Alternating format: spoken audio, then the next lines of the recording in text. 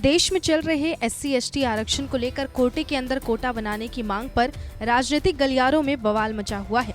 लेकिन चुनाव के मौसम में आरक्षण का नैरेटिव कहीं न कहीं भाजपा के लिए एक उलझन बनता दिख रहा है। दरअसल भाजपा ना तो खुलकर आरक्षण के मुद्दे पर विरोध कर रही है और न ही समर्थन जता रही है। यहाँ तक कि भारत बंद को लेकर भी भाजपा बैकफुट पर नजर आई। अगर इसके पीछे के कारण की बात करें तो कई वजह सामने आते हैं। सबसे पहले वजह तो ये देखी गई कि पिछड़े समाज में बीजेपी की लोकप्रियता पर अक्सर प्रश्न चिन्ह खड़े हुए। भाजपा का खुलकर स्वागत कभी पिछड़े समाज में किया ही नहीं गया। यही वजह रही कि भाजपा के वोट कटने और सीट जहां से गए वो सीट खासकर उन पिछड़े समाज की बड़ी आबादी रही है। वहीं अभी कई राज्यों में विधानसभा चुनाव होने हैं और इस दौरान भाजपा कुछ भी कहकर अपना वोट खराब नहीं करना चाहती। इतना ही नहीं, जाति जनगणना पर भी अब तक भाजपा क्लियर नहीं हो पाई। दूसरी तरफ लेटरल भर्ती को लेकर केंद्र की चुप्पी इसी बात को साबित करती है। बीजेपी इन मुद्दों से, विशेषकर SC/ST समुदाय से जुड़े मुद्दों से दूरी रखना चाहती है ताकि कुछ सीटों पर अपने अस्तित्व को बचा सके। 2019 लोकसभा चुनाव के मुकाबले 2024 लोकसभा चुनाव में भाजपा को पिछड़े वर्ग से ज्यादा नुकसान हुआ है।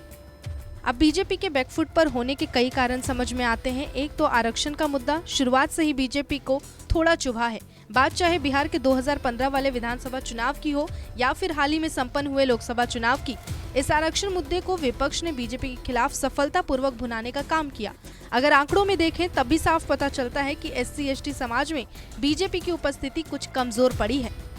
84 अनुसूचित जाति वाली आरक्षित सीटों पर इस बार बीजेपी को सिर्फ 28 सीट पर जीत मिली, वहीं 35 सीटों पर अन्य उम्मीदवार जीते। इसी तरीके से अनुसूचित जनजाति वाले 47 सीटों में बीजेपी को सिर्फ 24 जीत मिली है।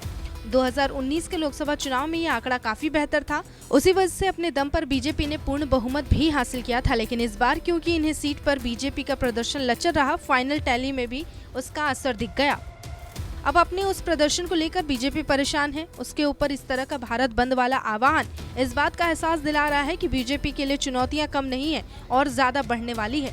दलित समाज की नाराजगी कई राज्यों तक अपना असर रखती है। अगर ये पूरी तरह से बीजेपी से छिटक गए तो जमीन पर समीकरण पूरी तरह बदल सकता है। यहाँ पर भी बीजेपी के बैकफुट पर होने की यही दूसरी वजह है। आने वाले महीने में हरियाणा, महाराष्ट्र और झारखंड में विधानसभा चुनाव होने जा रहे हैं। इन तीनों ही राज्यों में पिछड़ों की निर्णायक आबादी है। ऐसे में अगर ये समाज इस एक मुद्दे के दम पर बीजेपी के खिलाफ लामबंद हो गया, चुनौतियां कम होने के बजाय और बढ़ जाएंगी। ऐसे में चुनावी राज्यों को देखते हुए भी बीजेपी इस मुद्दे पर अपनी बैकफुट पर नजर आ रही है। उसकी तरफ से साफ साफ नहीं कहा गया कि सुप्रीम कोर्ट के फैसले का उसने स्वागत किया है या फिर खिलाफ है। वैसे बीजेपी को लेकर ये भी देखा गया कि वो पिछड़े समाज से जुड़े कई दूसरे मुद्दों पर भी असमंजस की स्थिति में रहता है।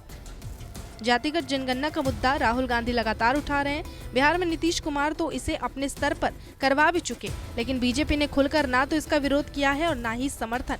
माना जा रहा है कि इस लोकसभा चुनाव में इस मुद्दे को भी बीजेपी के कई राज्यों के लचर प्रदर्शन में अहम भूमिका निभाएगा।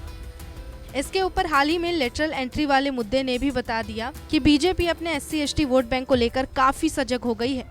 इसे ऐसे समझा जा सकता है कि PM मोदी को खुद निर्देश देना पड़ा कि अभी अधिकारियों की नियुक्ति लेटरल प्रक्रिया के जरिए नहीं होगी। माना जा रहा है कि बीजेपी का पीछे हटने का कारण ये था कि लेटरल भर्ती से SC/ST समाज के आरक्षण पर असर पड़ सकता है। उस समाज को गलत संदेश जा सकता है। ऐसे में पुरानी गलती ना दोहराते हुए बीजेपी ने इससे अपनी दूरी बनाना बेहतर समझा। अब ये सारे वो मुद्दे हैं जो पिछड़े समाज से जुड़े हैं और इन पर बीजेपी को या तो नुकसान झेलना पड़ेगा या फिर उसे ऐसा एहसास हो चुका है कि खामियाजा भुगतना पड़ सकता है। नमस्कार, मैं हूं मानक गुप्ता। अगर आपको हमारा ये वीडियो पसंद आया हो तो इसे लाइक और शेयर जरूर करें और हाँ, हमें सब्सक्राइब और फॉलो करना ना भूलें ताकि आप देश और दुनिया की कोई खबर मिस ना करें।